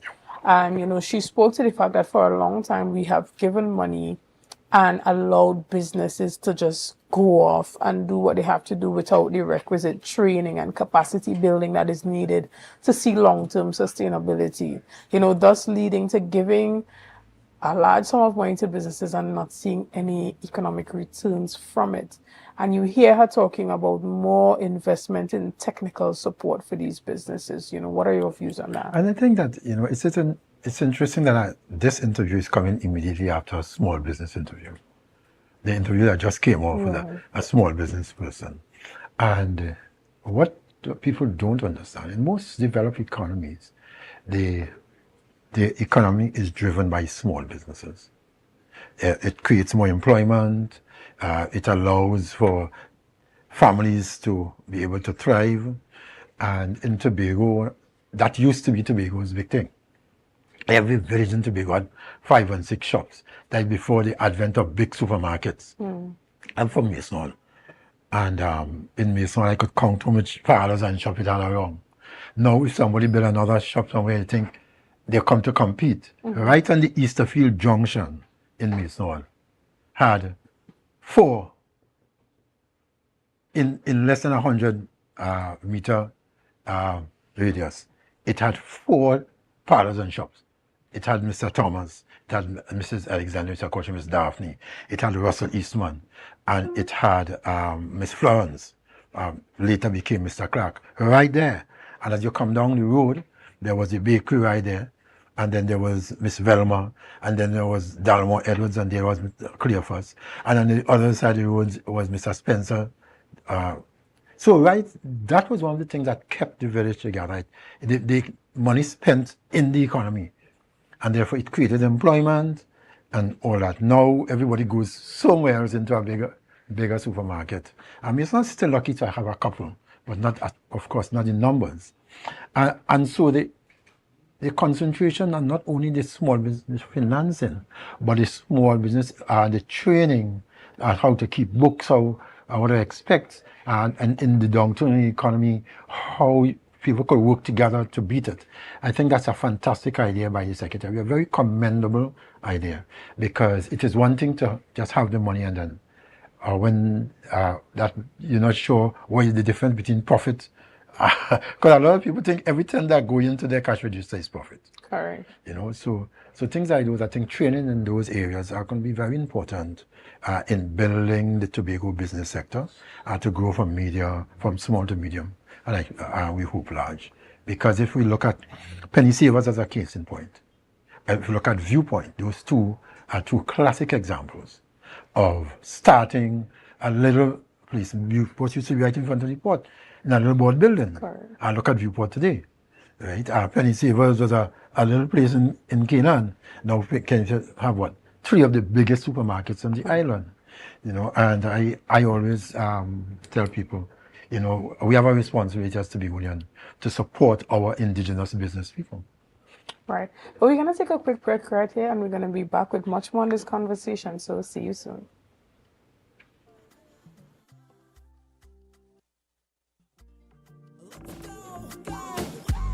It's a brand new morning, rise up to a brand new dawning.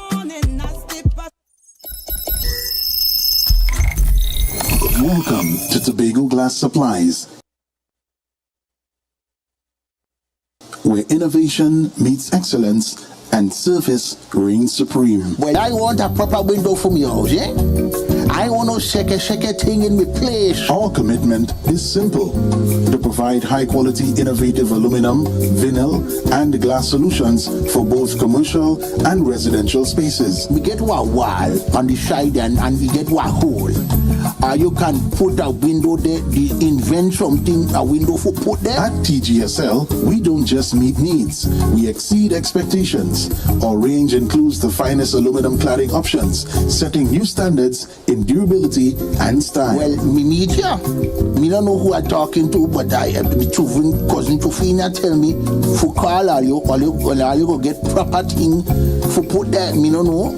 Driven by our passion to elevate, we aim to be the leading supplier in the Caribbean market while retaining our identity as a family-owned business. Driven? No, I ain't driving. I get a bus ticket.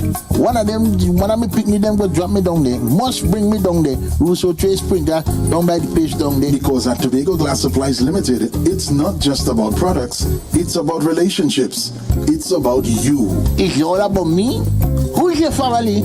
You know Edna and Dorka and them, you know them, but you resemble them Edward boy and them Edward people them you. Tobago Glass Supplies, Russo Trace Spring Garden, telephone number 639-6266. Innovation, quality, service. That's Tobago Glass Supplies Limited. So guys, there are some new developments in housing in Tobago. So it's goat racing time. This is 116, the show that keeps you in the know with all things Tobago House of Assembly.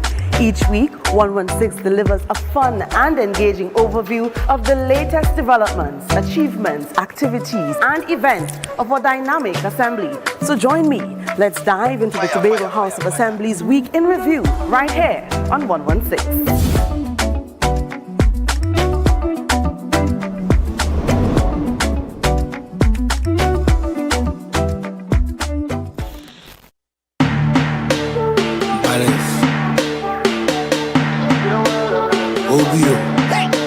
I see girls, I see fun, I see winding up in the sun, I see 10 bottles of rum, DJ start the thing, let me jump, cause I see girls. girl to a man. DJ start the thing, let me ramage. When my team touch down, everything get wild. Hey, hey, hey. Take out your flag and fling it up. Take out something and fling it up. Fling it up, fling it up high. Hey, hey, hey. Start to jump up and fling it up. Take out something and fling it up.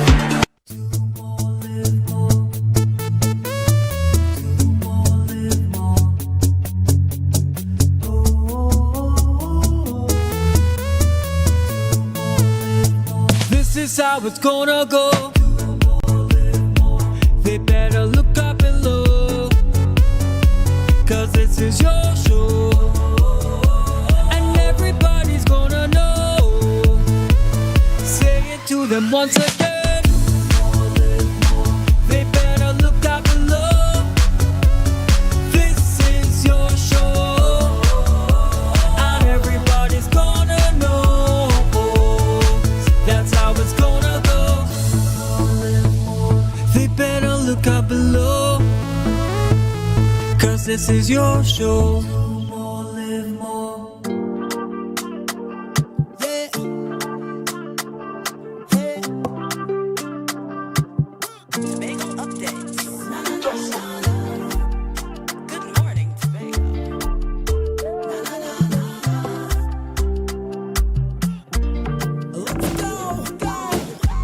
It's a brand new morning, rise up to a brand new dawning. And welcome back to Good Morning Tobago right here on Tobago Updates. Guys, this morning we have been having an extremely interesting conversation, but we just want to remind you that for truly fresh local produce, you need Tobago grown. We've got their amazing organic pimentos and sweet corn right here, guys, and we are encouraging you to support local, and you can just know that these are fresh produce just by the look of it. You can tell that it's fresh quality Tobago products, and they are authentically Tobago. You can get yours at tobagogrown.com or stop by Euricotech on level 3 of the Port Mall. That's the 3rd floor of the Port Mall right here in Scarborough, Tobago. Do not miss out on Tobago's very best produce. Additionally, if you are looking to do any renovations this summer or any type of home improvement, just know that Tobago Glass Supply has a massive summer sale. This gives you the opportunity to buy any heavy-duty door frame size 28 by 80 up to 72 by 80, perfect for any renovation or new building. Do not miss their summer savings. You can visit Tobago Glass Supply at Rousseau Trace Spring Garden or call them at 639-6266. That is 639-6266. Remember, Tobago Glass Supply Limited, reflecting quality, so you can get your deals there for the summer. Remember, if you're renovating or having a new construction, Tobago Glass Supply is definitely the place to get your stuff this summertime. All right, well, this morning we continue our conversation as we are chatting with former minority leader Ashworth Jack, and we started off by chatting a bit about, that budget presentation for fiscal 2026 and everything that we've seen there as it pertains to Tobago's economic growth and development. But we're shifting gears a bit as we talk about one of the bills that came before the Parliament recently that removed that pension guarantee from former Prime Minister Stuart Young. He only served a few days, we will say, in office as Prime Minister, and he was guaranteed up to 87,000 a month just for, such a short time in office. And this would have raised concerns among the citizenry on every side, both persons who support the People's National Movement and persons who do not support the People's National Movement. And we saw that this administration, led by Kamala Prasad-Visesa, brought a bill before the cabinet, and they approved that this would no longer be so, and he does not qualify to benefit from that pension. What are your views on this? Okay, I hear that, and it is unfortunate that an individual is attached to the bill. Right. But the bill is much larger than any individual. Right. You know, I want to go back to when the bill was first proposed 50-something years ago. I was trying to pull it, but I didn't get enough time to ask and pull it, but I will definitely pull the member of the House who was concerned about how wide-ranging the bill was. Because what this bill does is that it makes a prime minister pensionable within 24 hours of assuming the office of prime minister. So 24 hours you spend as prime minister and you're entitled to the pension equal to your salary. Now, as a public servant, you have 33 and a third years. Explain that to me. If you're an elected member, because the politics is treated a bit different, because a lot of times when you're out of the politics, that's it. You know, it's hard to find a job, even with your family, stuff like that. And so that's why there are some different treatments to it. But if you're a member of the Parliament of Trinidad and Tobago, in order to get any pension, you have to serve 7 years. Except if you're the Prime Minister. 24 hours. If you are a member of the Tobago House of Assembly, then you have to serve 6 years in a term and a half in order to qualify for your pension. And then there are some other things that you need to look at. The Prime Minister is the only position, not personal, I'm not dealing with the personal, is the only position in this country that there is no limit, age limit for pension. It is, that for me was a little scary. Let me explain. You know why the talk is about former Prime Minister Young? It's because the former Prime Minister not only served, and let me back up about the serving, because this was a calculated attempt, very, very calculated. And let me explain that. The former Prime Minister, former Prime Minister, tendered his resignation, and the next day, they appointed Stewart as Prime Minister. And the next day, they called the election. So in effect, there was no opportunity for this to be debated in the House. And there's a reason for it. If this had gone to the House, by dissolving the House, it means that the House cannot sit so there's a 30-day before the election. But the Constitution is clear on this. The Constitution says the person who shall become Prime Minister shall be the political leader of the party that commands the majority support in the House. Stewart was not made a political leader, and therefore that would have been challenged, I'm quite sure, in the court. So you think that is why they called the election? And that's why the election, everything was kind of tied up. It was not by chance. Everything was looked at. A government who has all our resources and things wouldn't make such a foolish mistake. So it was tied up. And I could only think that guarantee, listen, whatever happened, you will have a pension for life. So you know what? And your pension is your salary, which is the equivalent of $1,044,000 per annum. 87. And when does that pension kick in? That is what I'm coming to. And I said there is no age limit for pension of a Prime Minister. So we can use the present scenario and then could use another ridiculous scenario. Let us say there's also no age limit as to what age you can become Prime Minister. Once you can vote, you can become Prime Minister. Unlike the presidency, I think you have 35 before you could become president. Let us say we have an extremely popular 20-year-old. And he's elected Prime Minister, the political leader of our party and Prime Minister. 2 years after, he's deposed by his party. Inexperience or the test of you ain't good enough to understand. That 22-year-old is entitled to pension at 22. And I was talking about the 33 and a third versus the 6 versus the 7, because the Prime Minister, there is no age. And so let me tell you what was happening up to last week. Young would have served as Prime Minister for 31, 32 days. And then he was re-elected to the House. Whether he was re-elected or not, his pension was assured. So he would have gotten that pension from now until, for the rest of his life. Wow.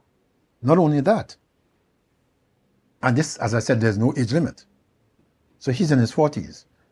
So for the month of May and June, Yeah, he would have gotten he was that entitled. 87. He was entitled to 87,000, Right. which they say is broken down like your pay and the difference between your pay and your pension. Right. But it's the same thing. It's $87,000. But when they say retroactive, does that mean that he now owes the government for that money that he got? Well, that is a question. The government could waive it too. The government could waive it too because it means, but retroactive means that he wasn't entitled from date.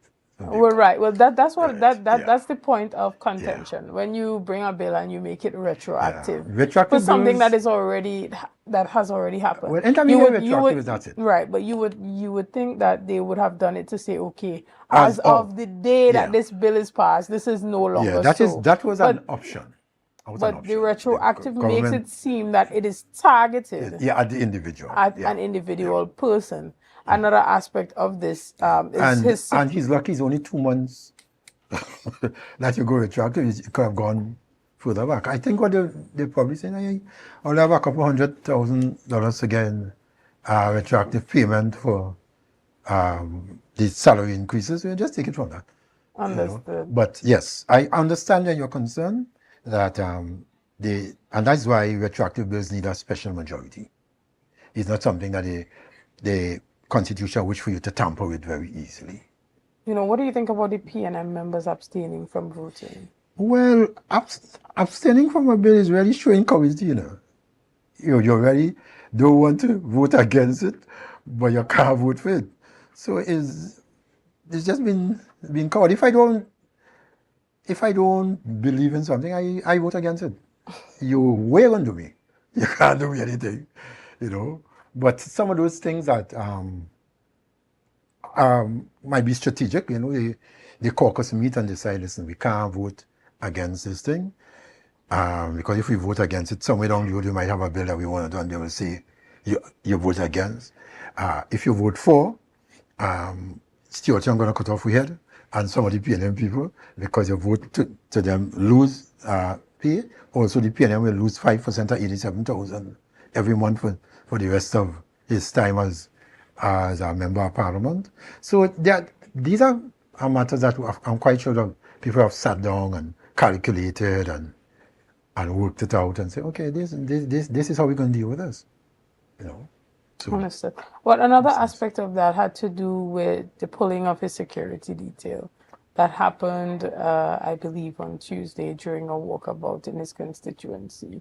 In the midst of him walking about, there was a notification sent that indicated that he no longer has security detail and that the officers will be reassigned. What are your thoughts on that? And for some persons, they saw that as being a bit inappropriate. That was a bit small. In that, and we have to be very careful. I don't know if any government could instruct the commissioner to just pull the security immediately. I think that there should have been a bit more prudent exercise in that regard. Yes, you know that he was not, as of that day, afforded any security, but he could have been informed, and at the end of the day, end of the walkabout, whatever it was, they could have said, listen, this is what have happened, we have informed you that this is what it is, today is our last day, and stuff like that. I personally don't think it was necessary to pull the security in the middle of a walkabout. Right, understood. And do you think that this sets up precedents for, moving forward? Well, everything sets up precedent. How we hand over governance and leadership. Everything sets a precedent. Because I don't know if you're aware that former prime ministers and leader of the opposition was not entitled to security up to 2010. Yeah, up to 2010, leader of the opposition was given security in 2010 because of how Patrick Manning was treated in Balizé House. And I'm asking you, I'm telling you, they were swearing in the ministers And I was part of that conversation. I was part of that conversation with the Prime Minister and 2 other members of Cabinet when a special branch officer showed us how Mr. Manning was in Tobago plans, chased out of Balize house. And how, because he did not have security and all that, he had to move his own car. And there was a discussion right away that says, this should never happen again. And therefore, the then Prime Minister just moved from the meeting we were having straight to the media and announced that as of today, the leader of the opposition will be given adequate security and an official vehicle. Before 2010, that never happened. And we speak about that, and we mind other people's business and we don't mind our own. In Tobago, when the Chief Secretary leaves office, the Chief Secretary is entitled to nothing. The Chief Secretary have to wait until he is 55 years old in order to get pension. I mean, in Trinidad, you have to serve a year as Prime Minister. I find they should do the same thing for Tobago. And so the Chief Secretary should serve a year. I don't care who the Chief Secretary is. The same thing could apply. And there's another thing that we have. Meaning when the pension should kick in as soon as they demit office, they should then if it happens in Trinidad, then it should happen in Tobago. Right. So currently, the Chief Secretary has to function for the entirety of his term in office in order to get his pension in Tobago. And another half. Wow. So you have to be a Chief Secretary for 6 years. I'm a member of the House for 6 years. So like everybody else. So there's no special provision for the office of Chief Secretary. Do you think that this is a conversation that will come up in chats with the THA and the central government? And there's another thing. There is that level of, leveling the playing field across the board. There's another thing that I have seen that need to be addressed. A couple years ago, the previous PNM administration took an amendment to allow the cabinet ministers and salary to be pegged to the cost of living differential. What does that mean? It means that every time there's an increase in salaries for ministers and members of parliament, the former ministers, as of starting, I think about 3 or 4 years ago, will have an increase in their pension. And there's nothing wrong with that, because I can tell you that the former Prime Minister, former Chief Secretary Charles, died with a pension of about $7,000. Because at the time he served, when the pension was about $14,000, when the salary, was about $14,000, half of that is his pension. And so, don't care how the cost, and it happens with public servants, it happens with everybody, don't care how the cost of living changes. But in the present configuration, the President, the Chief Justice, judges, the Prime Minister, and members of Cabinet will have an increase in salary. So yes, as of now, the Prime Minister will get $87,000. But if the Prime Minister's salary goes up to $100,000, then the pension of the last 2 Prime Ministers have gone to $100,000 also. Okay. So all those things, I think that, we need to look at and see how that affects it. And then there's another thing that I started to allude to earlier, and I think we got cut off in another thing, where I was saying that about 50-something years ago, in the original Pension Act, Prime Minister Pension Act, was brought, there was a member of the House that spoke about, let's suppose that somebody served at a month or a year or a couple of days as Prime Minister, would you give them? And people ruled as, that's preposterous, that would never happen. But we have seen it. We have lived it in the last year. And so I want to go to the ridiculous. Let us say that what happened with former Prime Minister Stuart Young, where he was given a Prime Ministership for a day. Let us say any party decides, and we have a couple of members here who have served long, and we want to secure them for life. So we move and make you leader of the party, and then make you Prime Minister. And then after 2 months, they move a vote and no confidence in the party in the leader.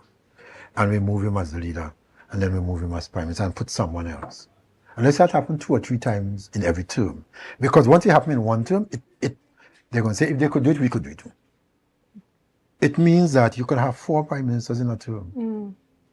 And in the division, you have $4 to $5 million in pension per year just for those 4 persons.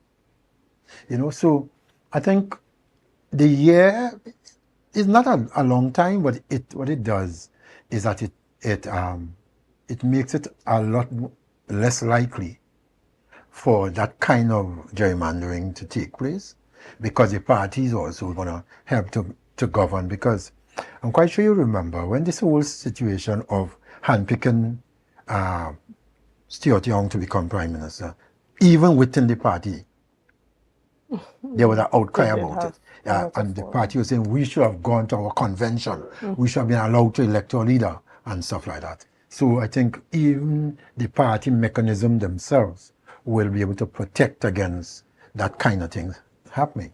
But as it is, it was a one day as prime minister, vis-a-vis 6 years as a member of the assembly, 7 years as a member of the house, 33 and a third years as a public servant. And it was, to me, it was a bit lopsided. As I said, it does not have an age limit. You can become prime minister at 18, you can be deposed at 19, you're entitled to your pension from that time until you die. And it puts the country in another kind of financial situation. Right. And even as we round off the discussion this morning, I want to touch on one of the points that you raised as it pertains to leveling the playing field regarding the Tobago representatives in the THA and, making sure that it is on par with what we're seeing at the central government level. Why is that important? Because until Tobago is treated as an equal partner, it will be seen as less. I have said this every day, and it's something I'm going to address and hope that we get it fixed. Where the Chief Secretary is referred to as the Chief Secretary of the Tobago House of Assembly. That was deliberate. That was deliberate. There is no Chief Secretary in the Tobago House of Assembly. None. There is a presiding officer, just as there's a Speaker of the House of Representatives and a President of the Senate.